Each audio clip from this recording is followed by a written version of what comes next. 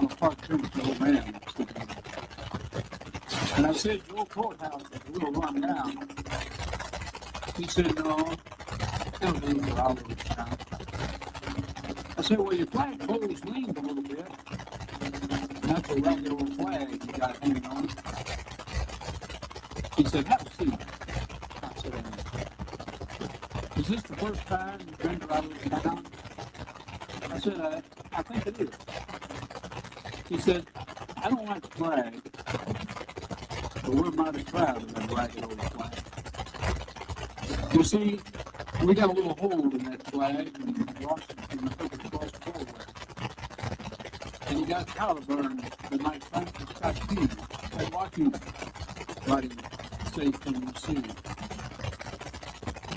And he got a little rip in New Orleans with Pakenham and Jackson tugging at its seams.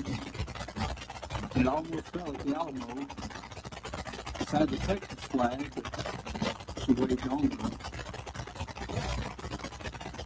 She got cut with a sword in Chancellorsville. She got cut again in Shallow Hill. And there was Robert E. Lee, Beauregard, and Bragg. And that South wind blew hard on that ragged old flag. On Flanders Field in World War I, she got a big hole from the burger gun. She turned blood red in World War II. She hung limp below.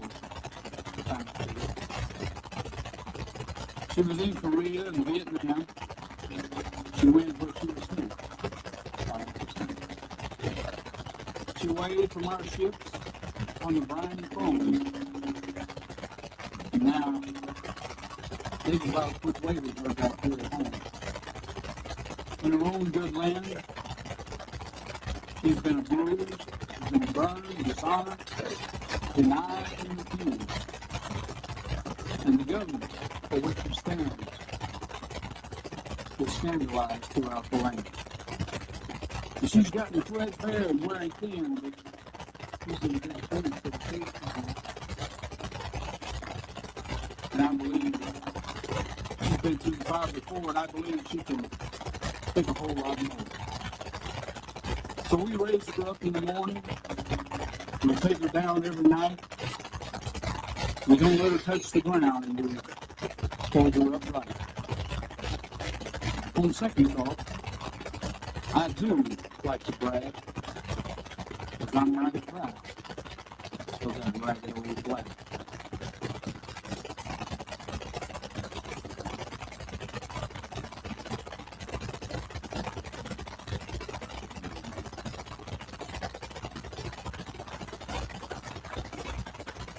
And I hope you are proud of that flag. It may be a ragged old flag for some, but it's freedom for us. Just as Jesus Christ may be a gift to some, but he's also freedom for us. In April of 1863,